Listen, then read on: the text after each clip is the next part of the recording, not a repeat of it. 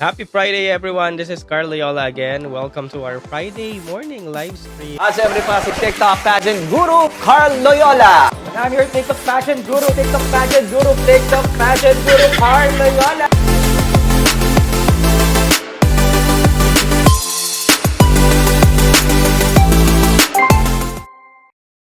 Ang bilis-bilis ng araw. Tapos, nag-live na ako ngayon kasi hindi na ako makakapag-live. Pero yun nga, ang unang-unang chika natin, yung Queen's Runway, yung sa Netflix, inilabas na siya kahagabi. Kagabi siya nag-premiere. And hindi ko pa siya napapanood, pero nakakapanood na ako ng mga snippets ng mga kumakalat sa social media. Tapos doon, may mga, alam niyo doon, may mga eksena doon. May mga eksena doon na may mga binabanggit talaga yung organization na gusto nila makita pagdating sa isang beauty queen. So, ayun yung kailangan ng panood ng mga candidates or contestants kasi marami silang matitake notes doon. Archer, ang ticket details sa MU page prelims. Wala pang, may in-announce na ba? Wala pa, beb. Check ko nga ulit. Miss Universe Philippines Preliminary. Wait lang. Wala pa naman siyang ina-announce. Wala pa rin ticket details. Pero antay-antay tayo. Feeling ko any moment i-announce na rin yan. Yun. Pero ang last post nila ng Miss Universe Philippines ay ito. Yung sa Bingo Plus na Bingo Plus photoshoots nila kung saan nakita natin yung mga delegates. Iba-iba yung mga, alam mo yun, mga outfitan nila dito. At maganda yung kuha actually. Yeah. So yun, yung tickets, normally 1,000 naman yan.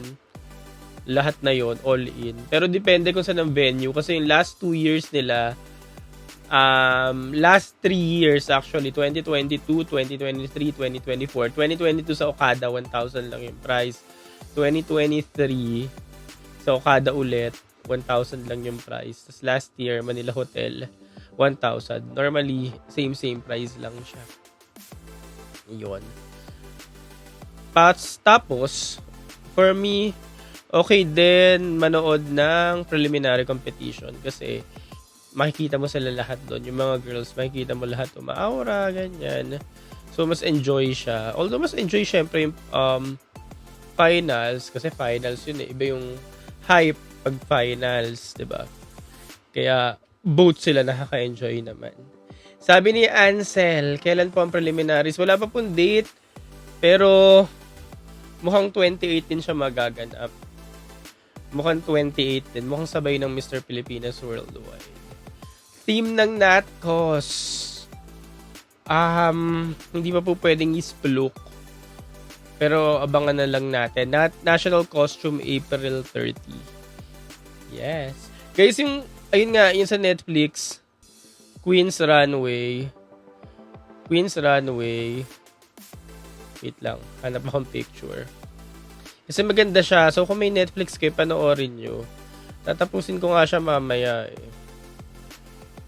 Pero dami na kasing spoiler sa social media. Pero maganda siya. Kung talagang bet nyo ng beauty pageant kineso. Ang ganda niya. Nico. 28 kasi, yan, nung nasaid na sked sa amin. Talaga ba, Nico? Ay, sorry. Tama, 28. Kasabay ng Mr. Pilipinas Worldwide. Kasi 30, National Costume, tsaka Gala Night, Me Too, Final. So, April, Wednesday, Friday. O, ayan si Nico na nag-confirm kasi si Nico ay part ng MUPH Kalibo. Tama ba, Nico? Kalibo, Aklan. At kinonfirm mo talaga, Nico. Hindi ko kinukumpirma. Ayun, Resorts World Manila, April 30. So, malamang 1,000 din yan, yung ticket. Magkano ba yung ticket ng Mr. Pilipinas Worldwide? 1,000 din ata. Ano sabi ni Migs? Ang ganda ni Eloisa. Short hair. Polo shirt na red. Ayan, ito naman pala si Archer. Alam na niya eh. Tinanong mo pa sa akin, ikaw Archer yung nagtanong kanina ng Natcos, no? Kung ano yung theme. Alam mo naman na pala eh. Friday Chika. Yes, sabi ni AI. Yun. Schedule again, April 28, April 30, May 2. Hindi ako yun. Ay, hindi ba ikaw yun, Archer? Nalito na ako sa pangalan. Ayan. So, ano pa ba? Anong mga gusto nyong itanong? Wag lang yung mga what's your thoughts kay ganun na. Kasi mahina tayo sa what's your thoughts kay ganung candidate. Ayan. Nagbabrowse ako ngayon sa IG kung ano na nakikita ko. Okay, so yon. Bingo Plus, yung huling ano nila, huling photoshoots ng mga girls. Sabi ni Uru, do you think may pasabog si Atisa? Mukhang meron. Pasabog ni Atisa mukhang meron. Feeling ko ilalabas niya yung 100% niya pagdating ng preliminary competition. Mirna Esguerra, thoughts about sa latest looks ni Mirna? Ano ba latest look ni Mirna? Very soft na, no? Parang gumanda siya ngayon. Maganda na parang nag-tone down sila sa mga pwedeng i-enhance sa kanya. Kasi di ba parang pag beauty queen ngayon, ang daming ini-enhance, ganyan. Dapat i-enhance. So, parang maganda yung directions nila ngayon na parang nag-tone down sila sa mga dapat baguhin kay Mirna. So, maganda yung effect. Anyway, lalaban na siya this November, no? October ba? November. So, mabilis na lang yun. Migs, kumusta? Yan, nakaabot si Migs sa live. Malakas ba chance ni Eloisa manalo? Yung honest. Malakas po. Malakas. Pero ngayon, hindi mo siya maitatop 1 sa mga list. Kahit naman yung ibang listahan, hindi naman siya nagtatop 1 si Eloise. Nagtatop 1 lang siya sa mga challenges, ganyan, sa activities. Pero yung overall, no weekly ranking ng mga pages, actually, hindi rin siya nagtatop 1. So, for me, personal thoughts ko, kung malakas si Eloisa, as in mananalo siya, malakas yung chance niya, pero hindi ko siya masabing, as of now, na mabibigyan siya ng crown. Pero sa mga newbie siya yung malakas. Kasi ganun yung gustong hulma talaga ng organization eh.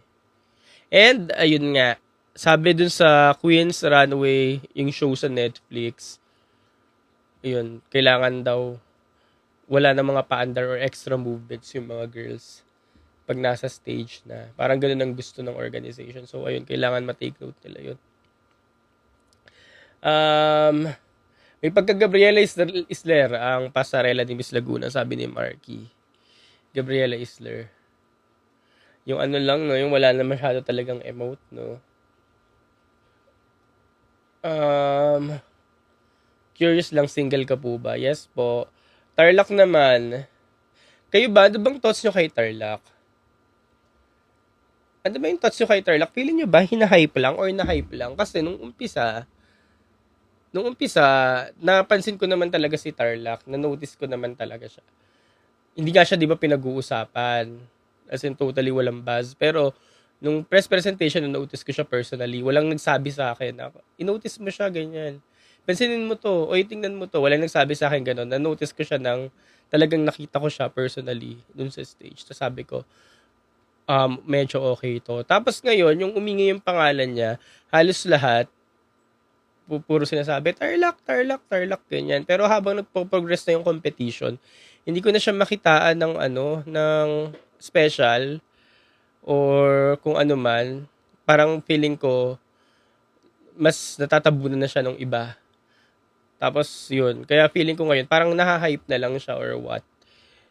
Pero let's see, tingnan natin sa mga susunod na linggo, activities, ganyan. Baka naman sakaling bumulusok pa.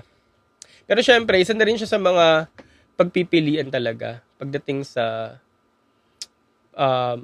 semis, ganyan, kung magkakapilian ng semis, isa na rin siya sa choices. Host ng preliminary, hindi ko po alam.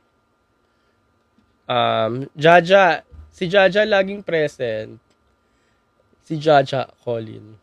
My girls kasi malakas kapag mag-isa lang. Nalulunod kapag kasama na ng ibang girls, sabi ni Jaja. Totoo naman, girls malakas pag mag-isa lang. Actually, isa dyan si Malay Aklan. Si Malay Aklan, malakas lang siya pag mag-isa lang. Pero pag hinalera mo na, wala na. Yun. Tapos pwede mo na rin consider siguro si Tarlac na pag naghali-halera na sila, wala na, tabu na. Sino ang Chantal Smith Award mo? Ay, nakalimutan ko yan, Meg. Sabi ko gagawa ko ng content na ganyan kasi every year naman may mga ganyan, di ba?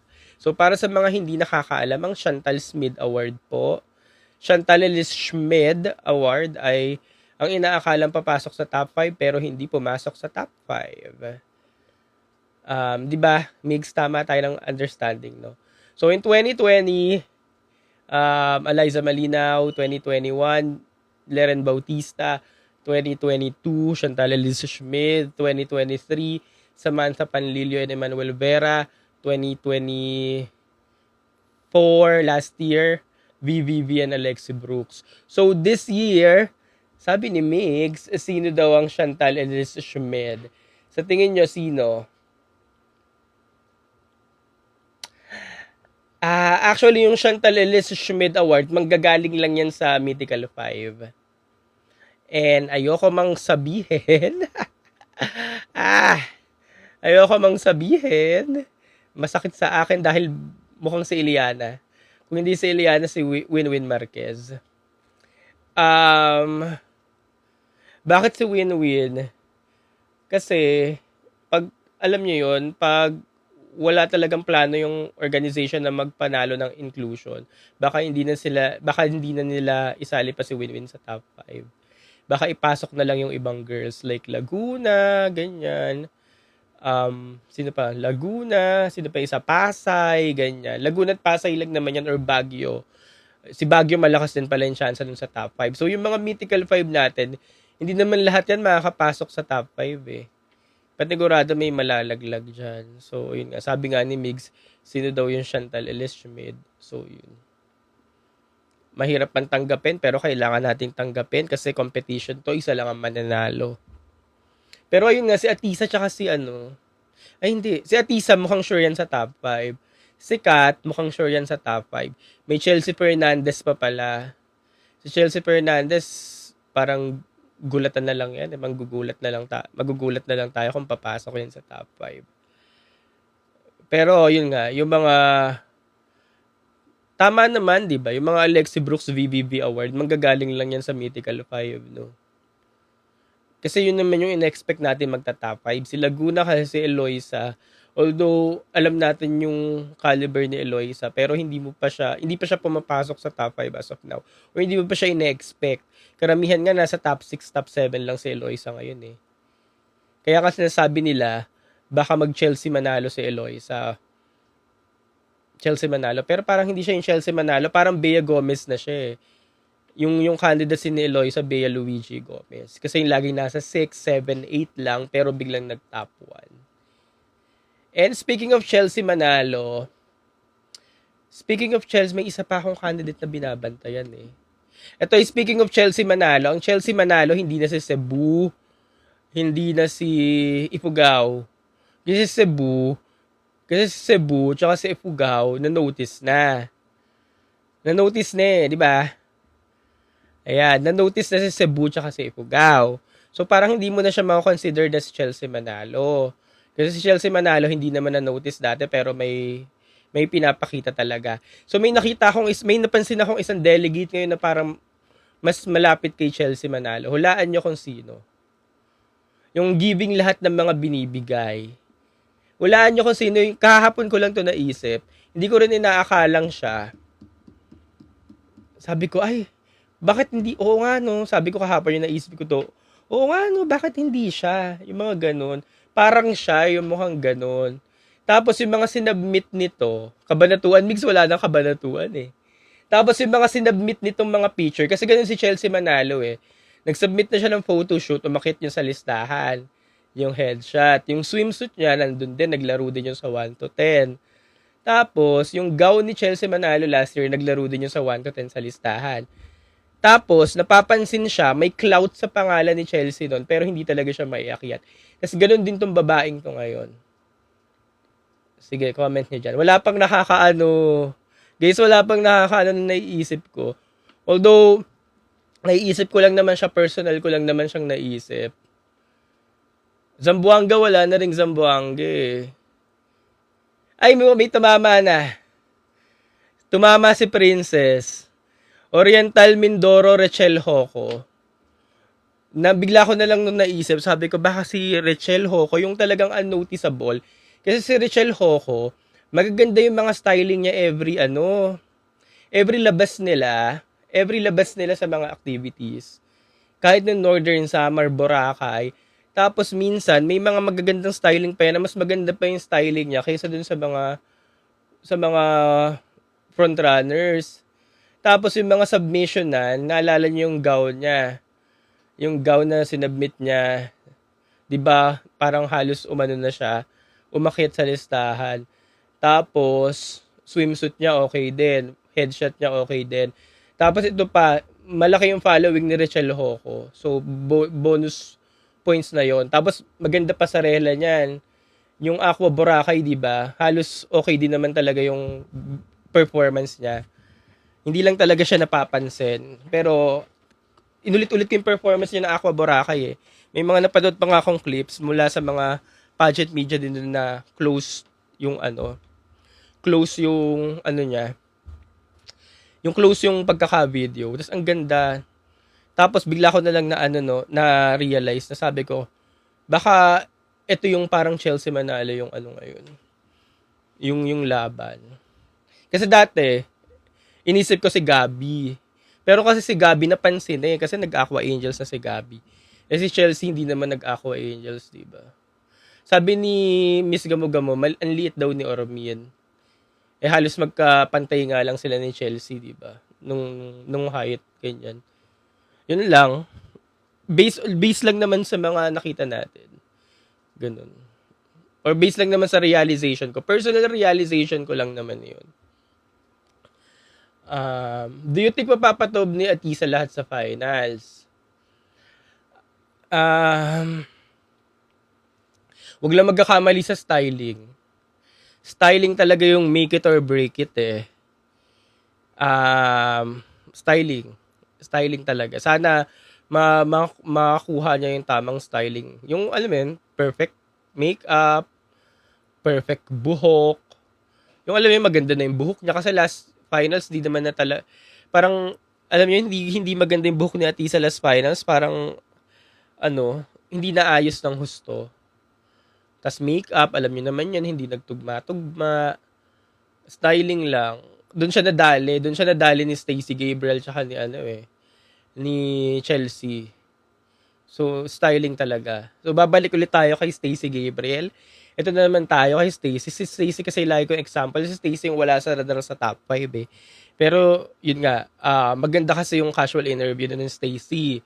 Tapos, yung sa casual interview niya, yun na, kung ikaw yung judges, mamahalin mo na talaga siya, bibigyan mo na siya ng mataas na puntos kasi nagmarka na siya sa'yo.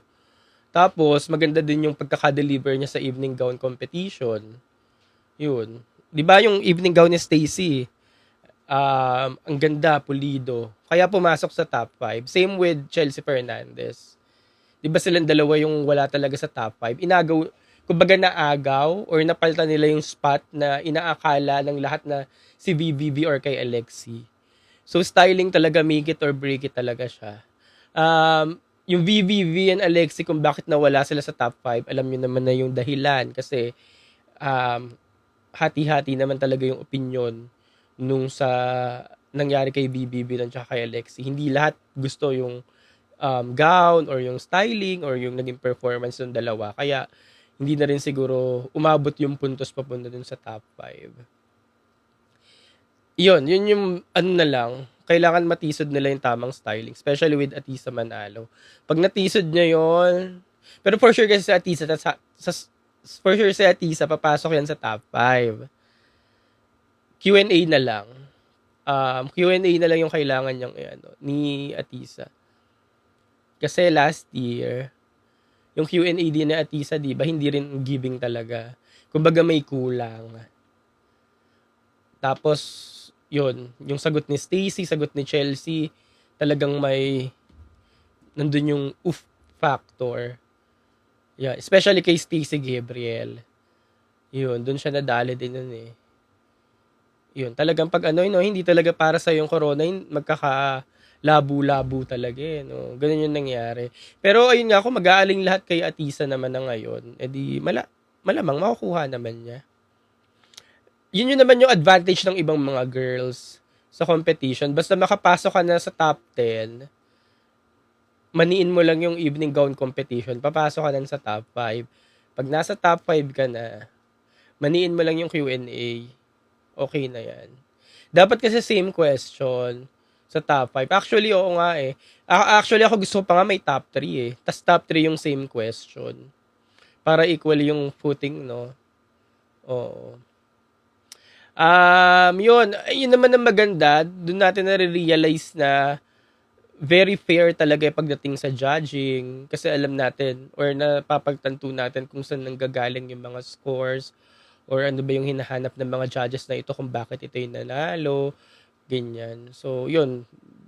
Parang mga recent years sinasabi natin, ba't ganyan yung nanalo? Ba't si ganun? Ganun. Pero pag marirealize mo talaga, pag, alam mo yun, pag i-check mo talaga na mabuti, doon mo marirealize kung saan nadali itong mga delegates na to, kung bakit hindi umusad, ganyan. Di ba? So, balik ulit tayo sa last year. Yun nga, Chelsea manalo, tsaka si Stacey umusad talaga sila kasi maganda yung evening gown nila. Si Tara Valencia, alam nyo na kung bakit umusad yon kasi okay din ang performance sa evening gown. Christy McGarry, kaya din umusad yun last year. And si Atisa kasi given na yung spot niya. Yun. Sino yung mga naiwan yun sa top 5? Anita Gomez, Cyril Payumo, VVV, Alexi Brooks, tapos Chris Hanson.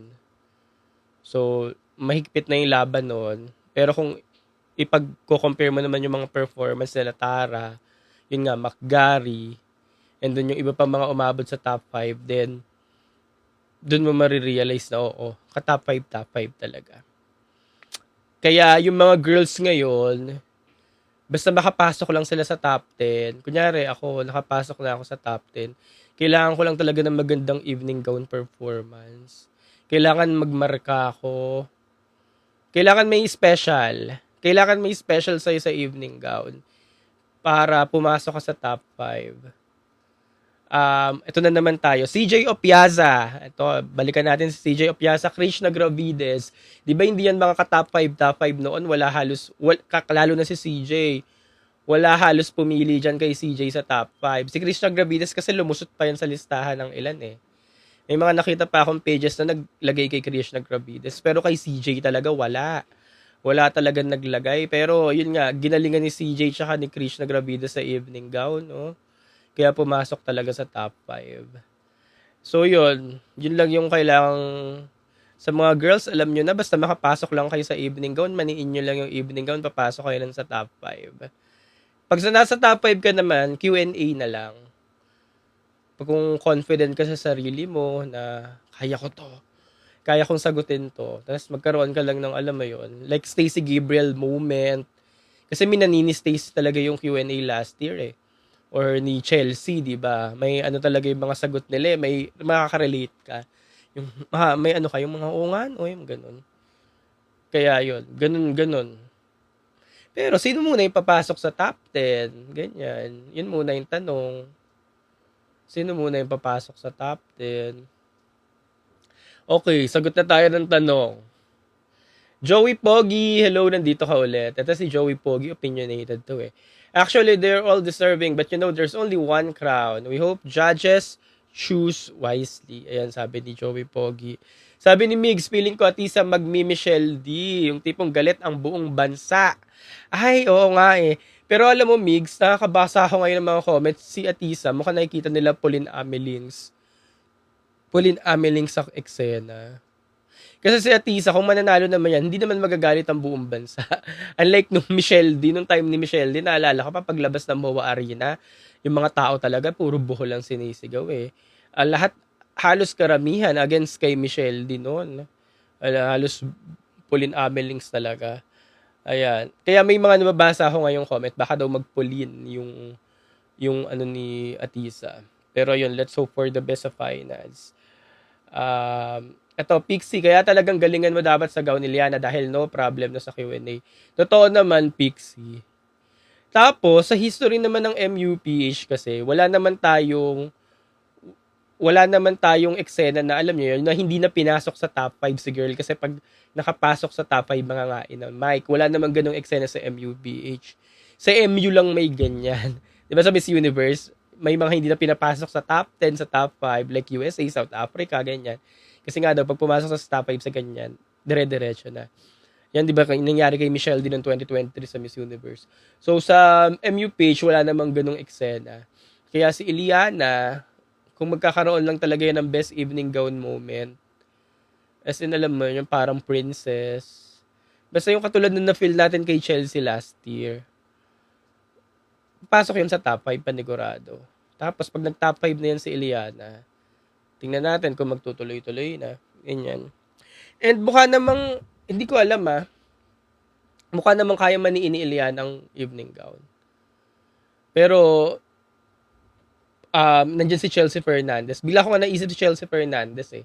Kasi Chelsea Fernandez ang mukhang kayang-kaya magmani ng evening gown eh. Kaya mukhang si Chelsea Fernandez hindi siya na ilalagay sa top 5 ngayon.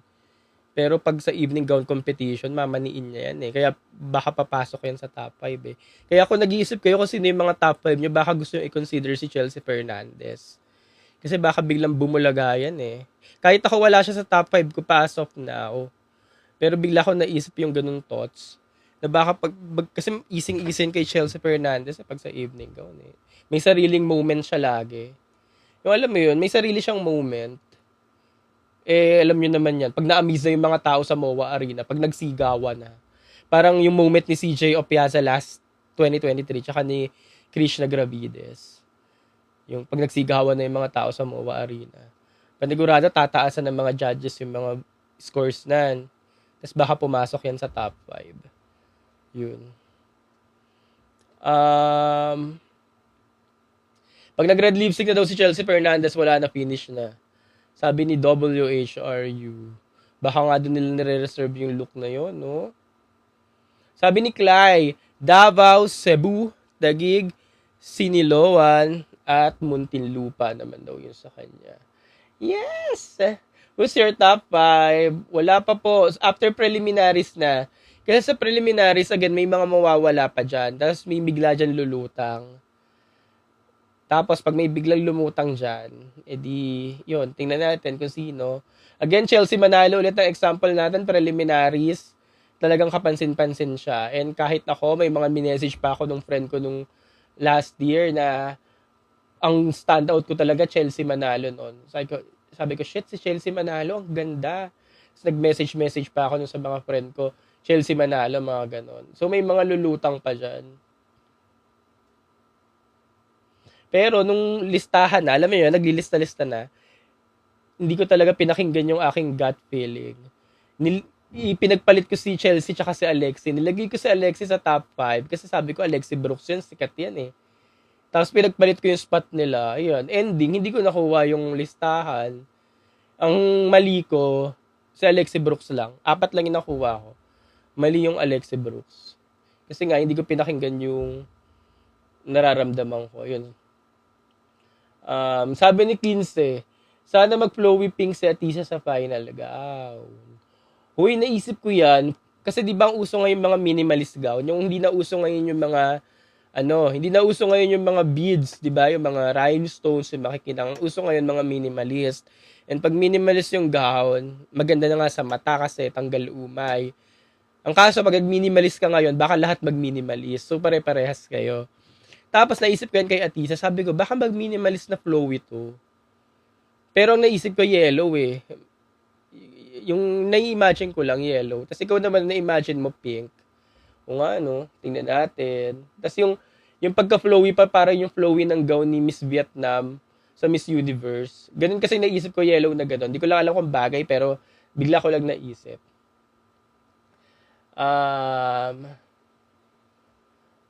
Thoughts about Laguna naman.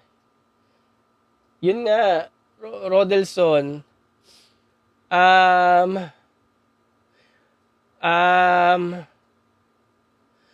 Gusto-gusto ko talaga siya manalo si Eloisa, pero kasi dalawa yung sentimental favorite ko eh. Pero si Eloisa, madali yung makakaano eh. Kagaya sabi natin kanina, evening gown moment, kailangan mo lang ng evening gown moment. Kasi panigurado papasok yan si Eloisa sa top 10. Kailangan niya lang ng talagang evening gown moment para pumasok sa top 5. Madali na sa kanya yon, kaya niya yon. Kaya panigurado mang-elbow yan ng isang spot sa Mythical 5. So, mukhang papasok to sa top 5. Kasi mukhang madali kay Eloisa talaga magkaroon ng evening gown moment eh. Oh, mga elbow yan ng isang spot sa Mythical 5. Sino kaya i-elbowin nun?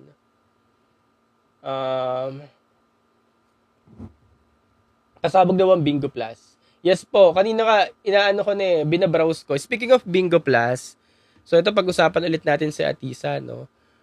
Maganda yung styling ni Atisa dito actually. Yung parang wala na siyang inaano, ulit, tingnan ko lang ulit ah. Kumbaga wala na siyang pakialam kasi yung styling na gano'n, hindi siya yung pang styling ng pang beauty pageant. Hindi yung gigil na styling kasi alam niyo yung gigil na styling, 'di ba? Ang gigil na styling yung mga big curls, ang tigas ng buhok, puro eyeliner, ganyan. Ganun yung styling niya last year. Ngayon kung sasali ka sa beauty pageant, hindi mo iisiping mag-styling ng ganto. Pero yung ginawa ni Atisa, baby girl. Yung parang ganito yung personality niya. Ganito yung personality niya, di ganito din yung inayos sa kanya. Yung parang wala na siyang pakialam. 'Di ba? Tas ang ganda ng mata niya, hindi nagigil. So dito mo talaga makikita na yung ano niya ngayon.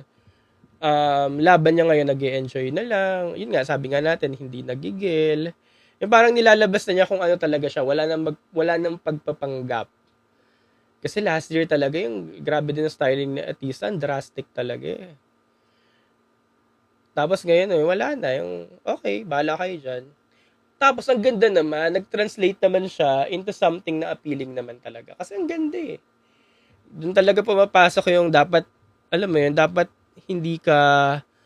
nilalabas mo yung tunay na ikaw, ganyan. Hindi ka nagpe-pretend na something or someone. Yun, kasi magta-translate siya into something na appealing like this one. Di ba ang ganda? Pero hindi ito yung typical na mga beauty pageant styling pero ginawa niya. Ano? Yun. And yeah, kaya nabitan ko nga kanina. Pagtingin ko nga kagabi, sabi ko, iba to parang unusual. Kasi di ba the rest, kulot-kulutan, makakapal na kulot, tas antigas na, puro extension, ang bigat-bigat tingnan. Ganyan.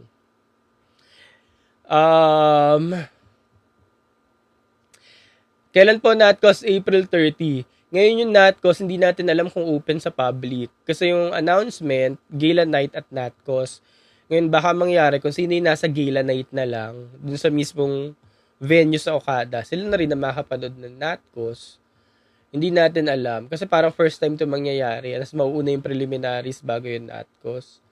Parang ganyan. Next up, sagot ulit tayo ng tanong. Cebu City, Gab Carvalho. Yun nga, nabanggit ko rin kanina, Ifugao and Gab Carvalho, equal footing sila. Sila yung parang magkapantay sa status as of now. Ngayon, si Gab, panigurado may ace niya yung swimsuit. Pero hindi mo na alam kung kaya pang pumasok sa top 10 kasi siksik na nga ang top 10. Although, kasama siya sa Aqua Boracay Angels, yung 8 sa Aqua Boracay Angels, magagaling na yun. Mukhang best of the best yun. Pwede sila ma-considered as top 10 na.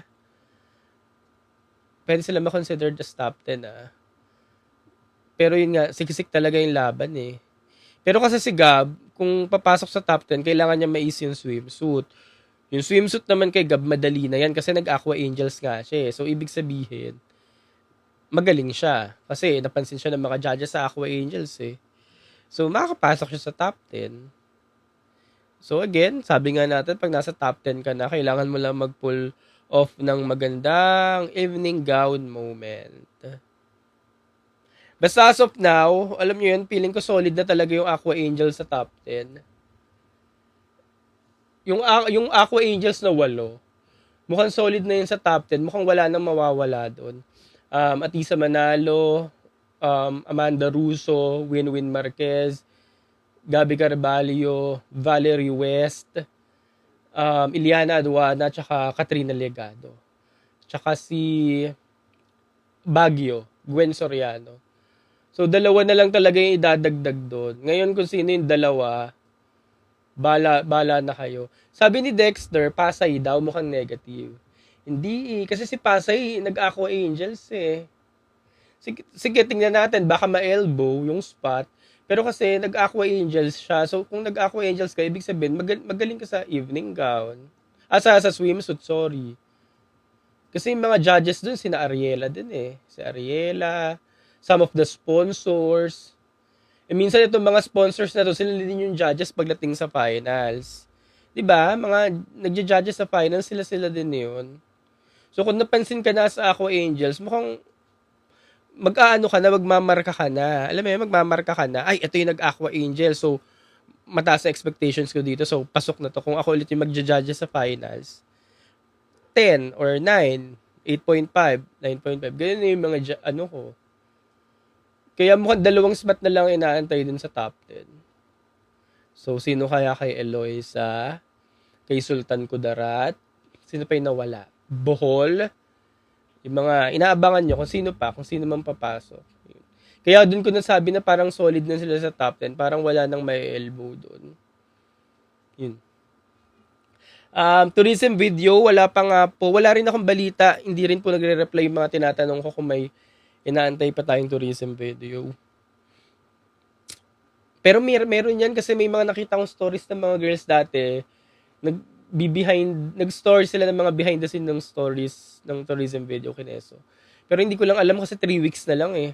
Pag natapos tong week na to, parang 2 weeks na lang inaantay natin. So, ang bilis, no? Excuse me. Ang bilis ng pangyayari. Sabi ni Dexter, ang gulo daw ng MUPH ngayon. Unpredictable ba?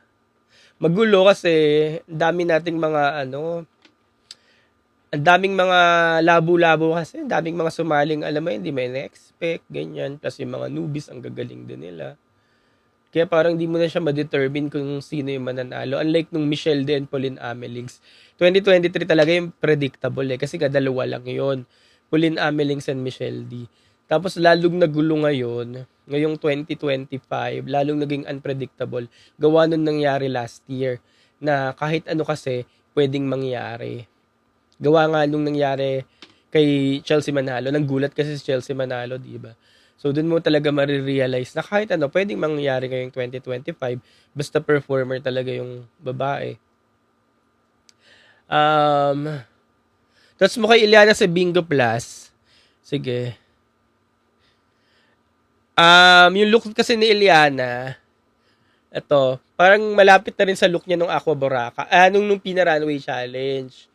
Ganito yung look niya ng Pina-Runway Challenge, diba? Kaya hindi na rin ako masyado na-amaze. Pero ito yung, for me, perfect look ni Iliana.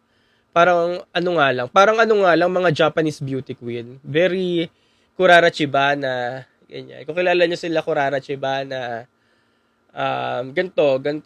Gantong aura niya. Mga Japanese beauty queen. Singkit, chinita, ganon. Ngayon, ang tanong, ready na ba tayo magpadala ng gantong prototype? Yun. Ano to, Mestiza Chinita. Mukhang Japanese beauty queen. Ganito yung mga bet ng mga early 2000 eh. Gantong mga beauty. Ayan. Pero ang ganda. Tsaka alam niyo naman, sentimental natin si Iliana. No? Sentimental bets. Ito, may nabasa ako. Sabi ulit ni Dexter. Sorry, Feeling ko mag-up na hair yan si Liana. Updo. Tingnan natin. Gusto mo ba yon? Or gusto mo yung buhok niya sa Miss Earth? Kasi compare sa buhok niya sa Miss Earth, gusto ko to, itong straight hair. Actually, gusto ko to, itong gantong buhok. Kasi ewan ko, nagsawa ako sa updo. Yung mga updo, di ba yung ganon? Ban, ganyan. Feeling ko lang nagsawa lang ako.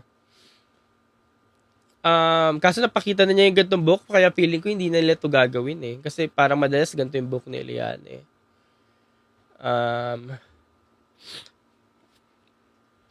Sabi ni Earl, mas gusto ko straight hair. Straight hair tapos banat na banat. Ano? Straight tapos yung pantay yung ano, guhit ba yung cut? Um,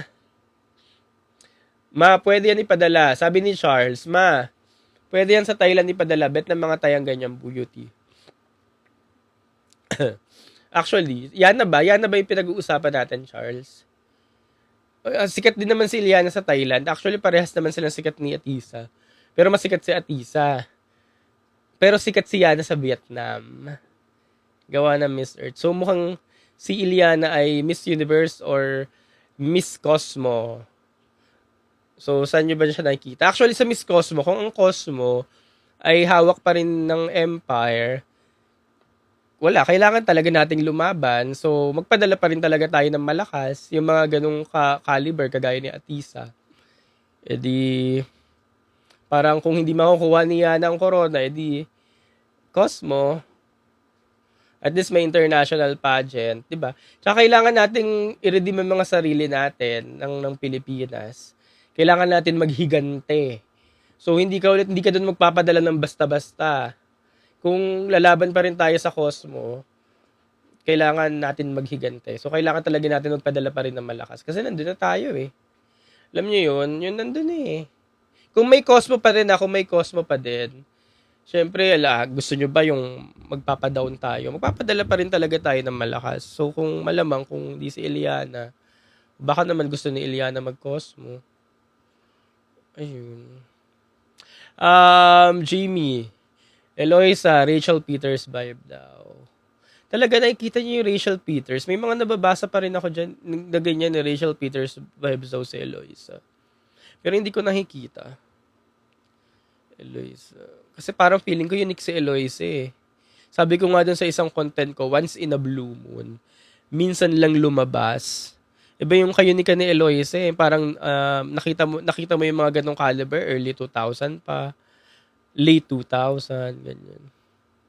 90s, ganun. Yung mga typical na mga beauty queen. Yung mga beauty queen talaga. Yung anong tawag doon? Ano bang term doon? Traditional. Yung mga traditional beauty queen na mga kinalakihan natin. Ganun kasi si Eloisa, kaya napaka-unique niya. Yung mga traditional, mga Venezuelan, ganun.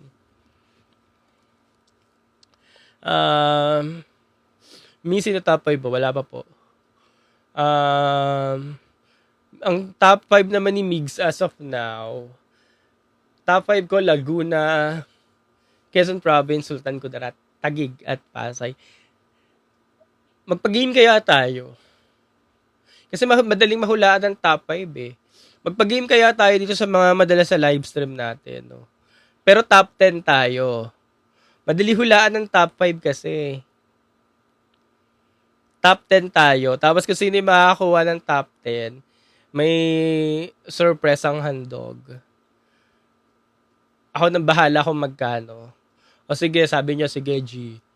O sige, basta yung mga nanonood dito madalas sa mga live natin. Huwag niyo muna ilagay ngayon kasi mahirap pa naman magano. After na nung mga, ang deadline natin, pagkatas ng preliminaries. Ganun yung deadline natin. Basta top 10 ang usapan natin Kasi yung top 5 baka madaling mahulaan, so baka maraming manalo. Kailangan isa lang ang manalo. Kaya i-top 10 natin yan. Thoughts kay Iloilo City sa Bingo Plus. Check ko lang. Actually, si Iloilo City, hindi mo na siya maramdaman talaga. Sorry sa mga supporters na Iloilo, pero hindi mo na siya maramdaman. Tingnan natin ulit. Ibigay mo sa akin gawin mo. Malakumot. Nung nag-ban ka, nung panalo ka. May mga tela ako dito, black na tela. Ito yung black na tela cortina. Minsan ginagawa ko yung gown eh. Iloilo, wait lang. Karen. Si Karen, okay lang. Ito katulad nito, okay lang. Okay lang for me. Ayun. Tapos kay Muntinlupa, mamaya na natin balikan isa-isa yung Bingo Plus. Kasi yung iba parang pare-parehas na lang yung mukha eh. Check ko lang ulit. Pare-pare. Pero maganda yung ano, kung sino man ang kumuha nito, maganda. Anyways. Designer ni Liana, hindi ko po alam. Sabi ni Marwin, si Bohol daw parang nawali na. Actually, yes. Hindi mo na nga rin marinig ngayon si Bohol na or hindi mo na mabasa sa mga pages or marinig na ang top 5 ko si Bohol, top 10 ko si Bohol kasi nawali talaga. Pero baka strategy lang. Umuubra naman yung gantong strategy. Kasi ayan, kunyari nawawali ka ngayon, baka galingan niya sa prelims kasi si Bohol may recognition na. Nag-ano to, 'di ba? Aret, tapos nag-hello glow. So may recognition siya. Tsaka bago mag-start yung competition, na-recognize siya. Kaya uubra naman sa kanya yung know when to pick kung nagno-know when to pick siya, ha. Kaya sa preliminaries, yun nga, ayusin niya lang. Kasi panigurado babalik to. Basta ayusin niya lang yung preliminaries niya. Babalik yan sa listahan.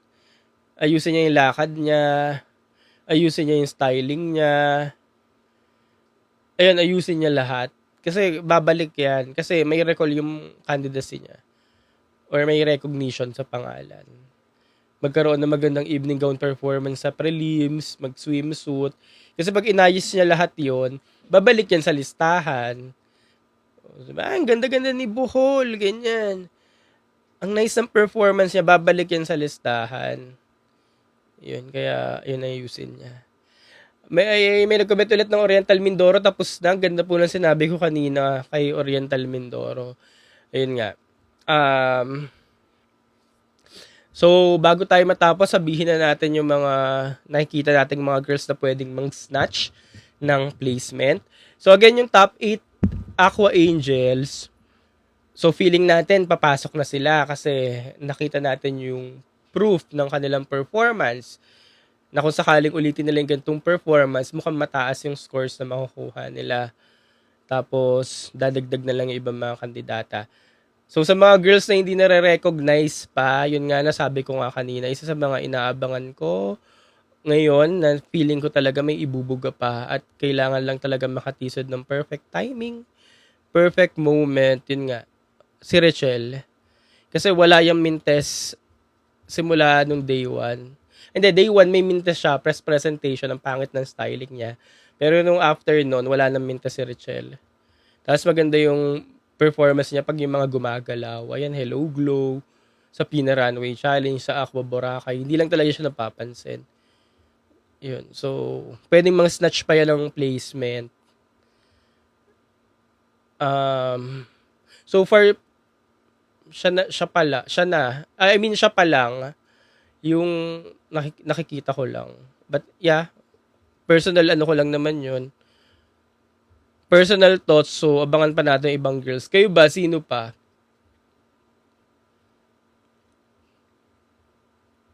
Sino pa ba sa inyo? Si Tarlac hindi ko na binanggit kasi si Tarlac laging hinahanap. Kaya ang feeling ko kay Tarlac na-hype.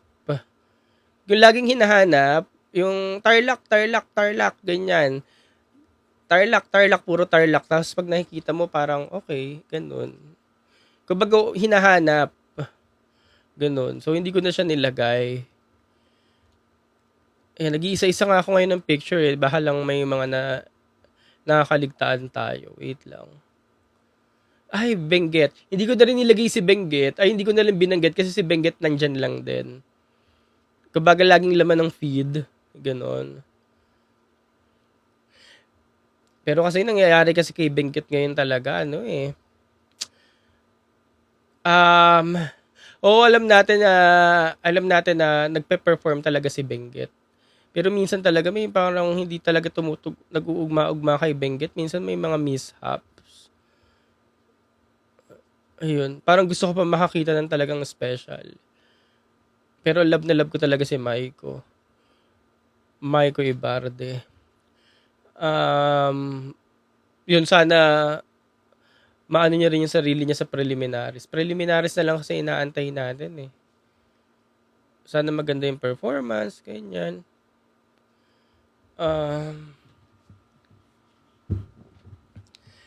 Thoughts kay Chanel. Kayo ba? Ano bang thoughts niyo kay Chanel? Kasi si Chanel performer naman. Doon makakapasok yan sa semis panigurado. Pero yung top 10, parang feeling ko hindi na ang hirap na hilahin pa top 10 eh. Mahirap na hilahin pa top 10 kasi si Chanel pero performer yan. Maraming matunog na pangalan ay naging multo ngayon. Maraming matunog na pangalan ay naging multo ngayon, sabi ni Earl. Paano matunog na pangalan ba? Like kunyari, Tyra Goldman, ganyan. Ayun nga. Speaking of Tyra, how about Bohol na banggit na natin kanina? Ayan, Earl. Ayun, matunog na pangalan daw naging multo ngayon. Matunog na pangalan naging multo ngayon. Tyra Goldman. Matunog na pangalan naging multo ngayon. Yun lang. Sige, Maiko Ibarde. Pwede na din.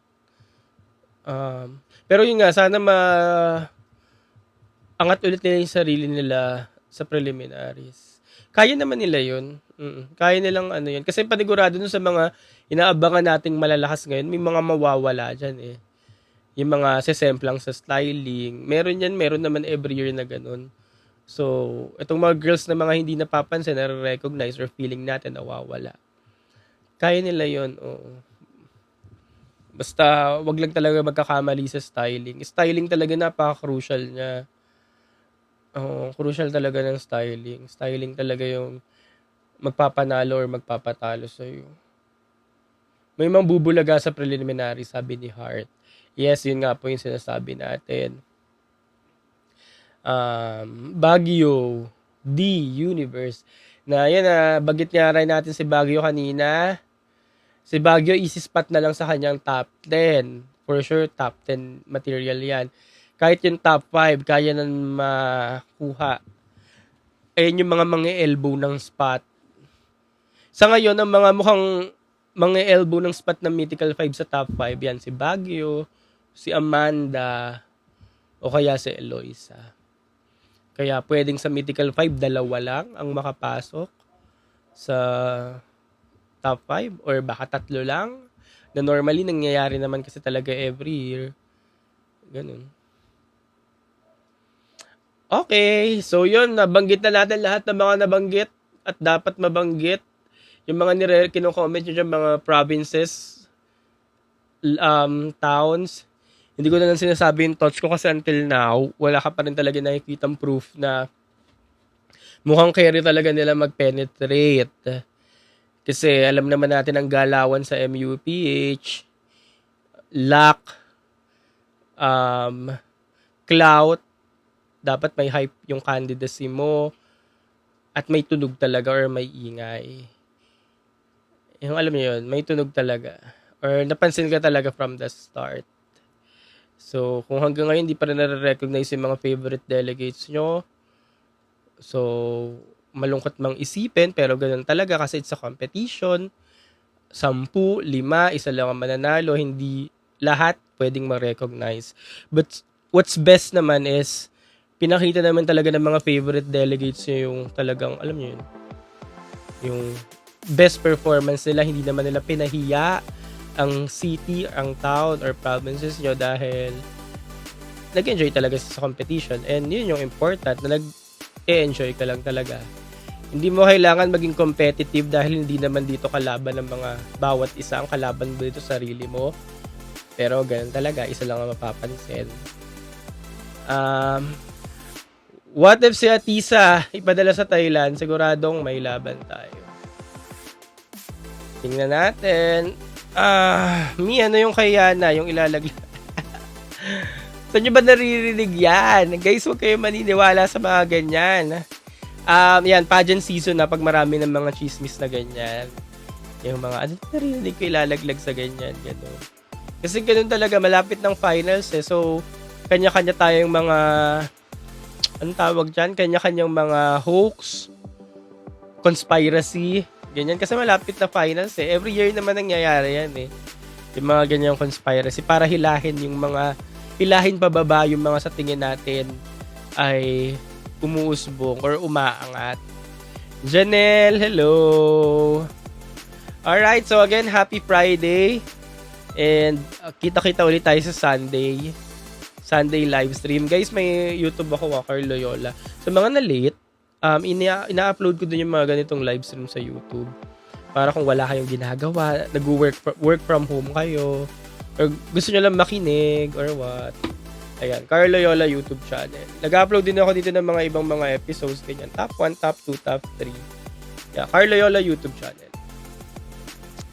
And yung mga top 10, top 20, tsaka na natin i-reveal after ng preliminary competition.